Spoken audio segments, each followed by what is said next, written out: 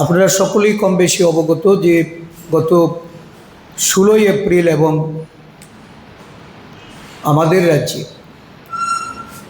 গত 30 এপ্রিল সংসদের অধিবেশন হয়েছে 16 থেকে 18 এবং একদিনের জন্য 30 এপ্রিল বিধানসভা বসেছে। মূলত বিজেপি সরকার নারী শক্তি বন্ধন অধিনিয়ম বিল, এই বিল সংসদে যেমন পেশ করেছে, রাজ্য সরকারের তরফে রাজ্য বিধানসভায় অনুরূপ একটি বিল সেখানে প্রস্তাবিত আকারে পেশ করা হয়েছে। এই বিল পেশ করার মধ্য দিয়ে মোদিজি তার যে ধারাবাহিক দেশবাসীর সঙ্গে বিশ্বাসঘাতকতা, প্রতারণা এবং সততা, এই বিষয়গুলি এটাই প্রকাশ পেয়েছে। এই বিশেষ অধিবেশন ডাকার পেছনে জটিল এবং কুটিল দুটি রাজনৈতিক বিষয় জড়িয়েছিল। প্রথমত, এই বিল যখন 2023 সালে সর্বসম্মতিক্রমে গ্রহণ করা হয়েছিল সংসদে এবং এটা আইনে পরিণত হয়েছিল, দেখা গেল যে এই আইনকে পুনরায় তার সাথে সংসদের আসন সংখ্যা বৃদ্ধি ও সীমানা পুনর্বিন্যাস ডিলিমিটেশন, এই দুটোই অংশ জুড়ে দিয়ে আবার বিল আকারে সংসদে পেশ করা হয়েছে। এই কূটকৌশল যখন চলছিল, তার আগেই জাতীয় কংগ্রেস দলের সভাপতি মল্লিকার্জুন খার্গেজি এই বিষয়টা নিয়ে উনি প্রধানমন্ত্রীকে একটা চিঠি দিয়েছিলেন এবং এই চিঠিটা সমস্ত বিরোধী দলের স্বাক্ষরিত এই পত্রে উনি অনুরোধ করেছিলেন কেন এই বিল আনা হচ্ছে, তার বিষয়বস্তু কী, এবং এই নিয়ে বিস্তারিত পূর্ব আলোচনা চেয়ে যখন চিঠি পাঠিয়েছেন, দেখা গেল দেশের প্রধানমন্ত্রী বা বিজেপি সরকারের তরফ থেকে কোনোরূপ পূর্ব আলোচনা ছাড়াই তারা রাজনৈতিক ফায়দা নেওয়ার জন্য এই বিল সংসদে পেশ করে। যথারীতি যেহেতু আলোচনা এড়িয়ে যাওয়া, কোনোরূপ পূর্ব ঘোষণা ছাড়াই যখন সংসদে এটা উত্থাপিত হয়, সমগ্র বিরোধী দল এককাট্টা হয়ে এটা 12 বছরের মধ্যে যে জিনিস সংসদে হয়নি, যে ঘটনা সংসদে ঘটেনি, এই বিল প্রত্যাখ্যান হয়েছে। সমগ্র বিরোধী দল সেখানে এই বিল অপোজ করেছে। তাদের রাজনৈতিক দুরভিসন্ধির বিরুদ্ধে এই আইনকে পাশ করাতে দেওয়া হয়নি, কারণ বিরোধীদের যে বক্তব্য ছিল, বা জাতীয় কংগ্রেস দল কখনো মহিলাদের 33% সংরক্ষণের বিরোধী নয় এবং এটা বারে বারে প্রমাণিত। 2010 সাল থেকে রাজ্যসভায় যখন সব দলের সমর্থনে এই বিল পাস হয়, পরবর্তী সময়ে এটা সংসদে এসে এই বিল পাস করাতে দেওয়া হয় না। 2014 সালে বিজেপি তার ইস্তাহারের মধ্যে এটা তারা এনেছিলেন যে মহিলার সংরক্ষণ বিল, এটাকে পাস করানো হবে। 5 বছর অতিক্রম করেছে, 2014 থেকে 19 এই অবধি এই নিয়ে একটি প্রস্তাব বা একটি আলোচনাও সংসদে বিজেপি সরকার এটা করেন।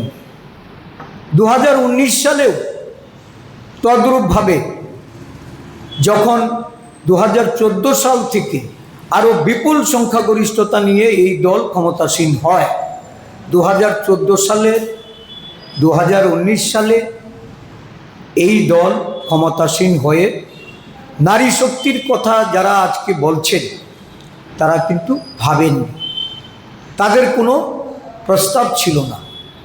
2024 সালের সংসদের নির্বাচনে বৈতরণী পার হওয়ার জন্য তারা যখন আবার এই প্রস্তাব সংসদে পেশ করে, কংগ্রেস দল তা সমর্থন করে এবং পরিষ্কারভাবে বলা হয়েছিল যে এই সংরক্ষণ নারী সংরক্ষণের স্বার্থে এটা যত ইমিডিয়েট বাস্তবায়ন করা যায় এর পদক্ষেপ যেন গ্রহণ করা হয়। তখন সারা দেশব্যাপী জাতীয় কংগ্রেস দলের আন্দোলন শুরু হয়েছিল, তাদের দাবি ছিল, সরকার এটা মানেনি। পরবর্তী সময়ে এই জনগণনার দাবিও দেশের বিজেপি সরকারকে মেনে নিতে বাধ্য করা হয়েছে।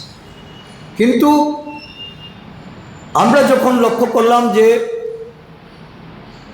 জনগণনার সাথে সংরক্ষণকে মিলিয়ে দিয়ে এটাকে দীর্ঘায়িত করার জন্য এবং 2029 সালের নির্বাচনে পুনরায় ওই মহিলাদেরকে নানাভাবে তাদের ভোট প্রতারণার লক্ষ্যে, তাদের ভোট প্রলোভিত করার লক্ষ্যে এই বিজেপি সরকার ডিলিং প্রসেসে তারা যেতে চাইছে, তখন আমরা গত 16 তারিখের যে প্রস্তাব, এই প্রস্তাব আমরা জাতীয় কংগ্রেস দল সহ সমগ্র বিরোধীরা প্রত্যাখ্যান করেছে এবং পরিষ্কারভাবে সেখানে এটা বলার চেষ্টা হয়েছে যে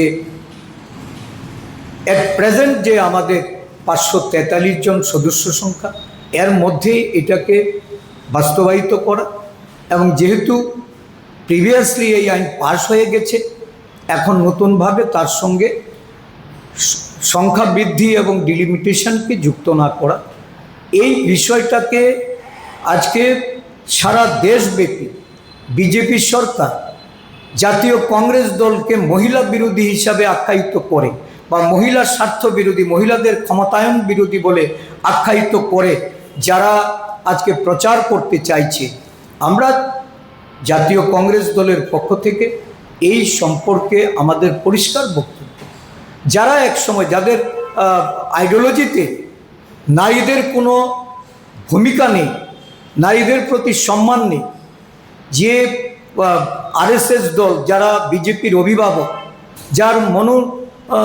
সংস্কৃতিতে যারা বলেছে যে মহিলারা হলো কন্যা এই সন্তান উৎপাদনের যন্ত্র, যারা বলেছে যে মহিলারা সেবা করার জন্য, সেই বিজেপি দল আজকে বলতে চাইছে যে কংগ্রেস দল মহিলাদের সংরক্ষণ বিরোধী, মহিলাদের ক্ষমতায়নের বিরোধী। আমি কতগুলি বিষয় আপনাদের সামনে ধরলে এটা পরিষ্কার বোঝা যাবে যে দেশের প্রধানমন্ত্রী একটা সাংবিধানিক পোস্টে থেকে উনি গত 29শে এপ্রিল যে বক্তব্য দেশবাসীর উদ্দেশ্যে রেখেছেন, এটা কোনো সভ্য সমাজে সাংবিধানিক পদে অধিকারী একজন প্রধানমন্ত্রী রূপে উনি এই ধরনের বক্তব্য উনি রাখতে পারেন কিনা। কন্যাভ্রণ হত্যা, যার মুখ দিয়ে এই ধরনের অসত্য এবং সভ্য মানুষরা যে কথাগুলি বলে না, যেটা অনুচিত, এই ধরনের বক্তব্য উনি রেখেছেন, যেটা চেয়ারের মর্যাদা বেমালুম এটা অবজ্ঞা করা হয়েছে। উনি 28শে এপ্রিল সন্ধ্যারাতে সরকারি দূরদর্শনে যে বক্তব্যটা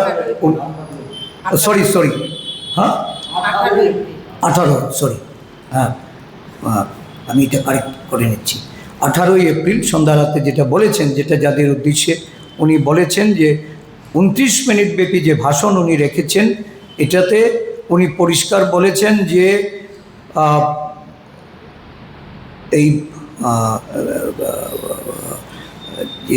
সংসদ ও বিধানসভায় 33% সংরক্ষণ চালুর লক্ষ্যে তাদের প্রচেষ্টা নাকি জাতীয় কংগ্রেস দল ভেস্তে দিয়েছে।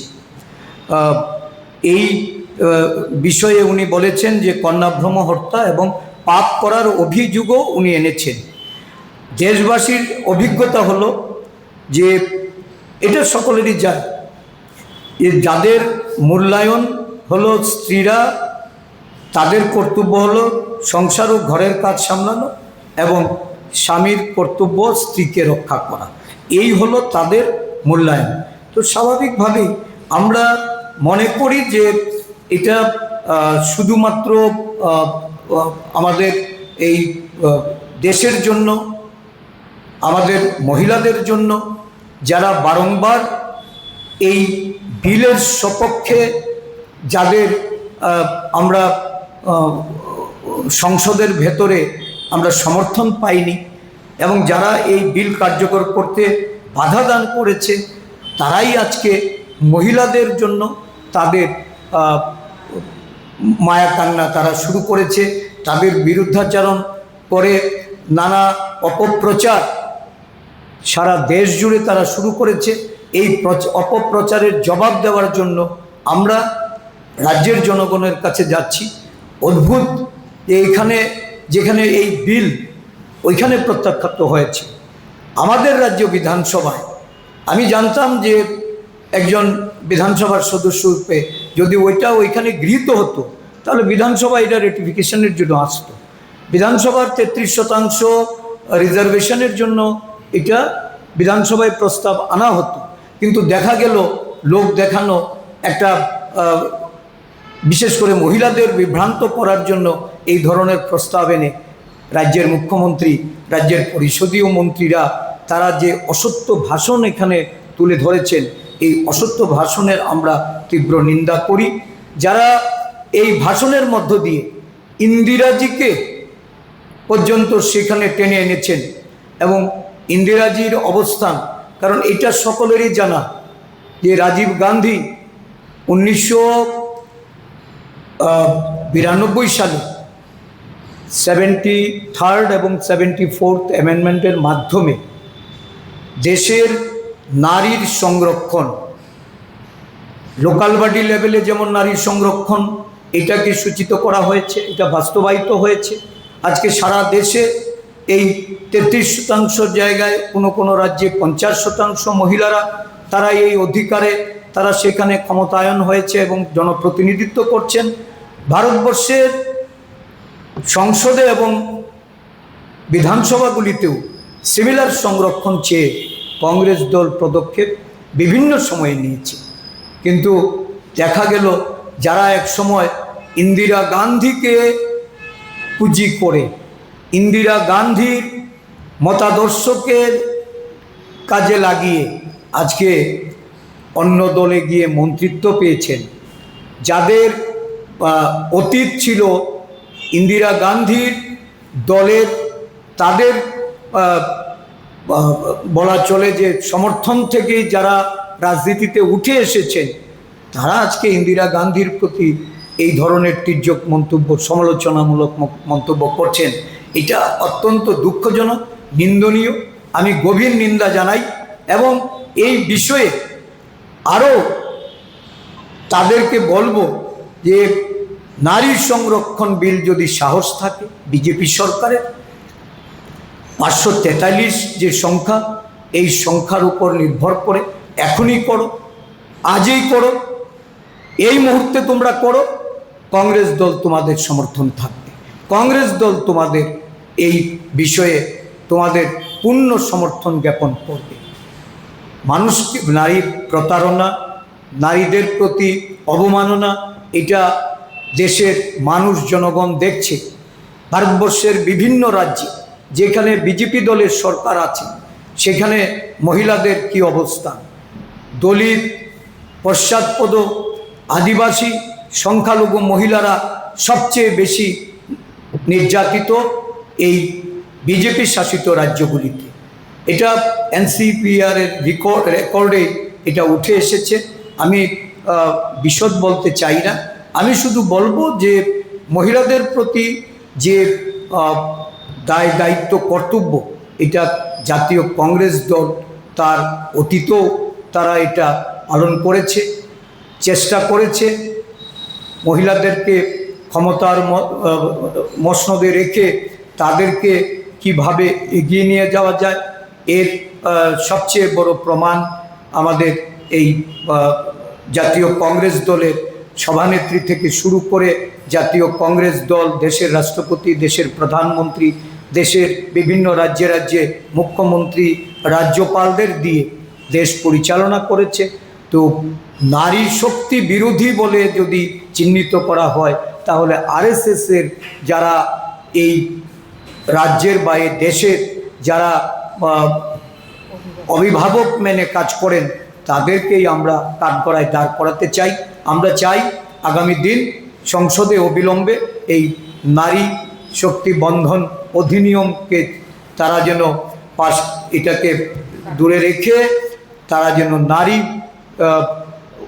সংরক্ষণ, যেটা বিল 2023 সালে সর্বসম্মতিক্রমে পাশ করা হয়েছে, এটাকে বাস্তবায়িত করতে, এটাকে লাগু করতে।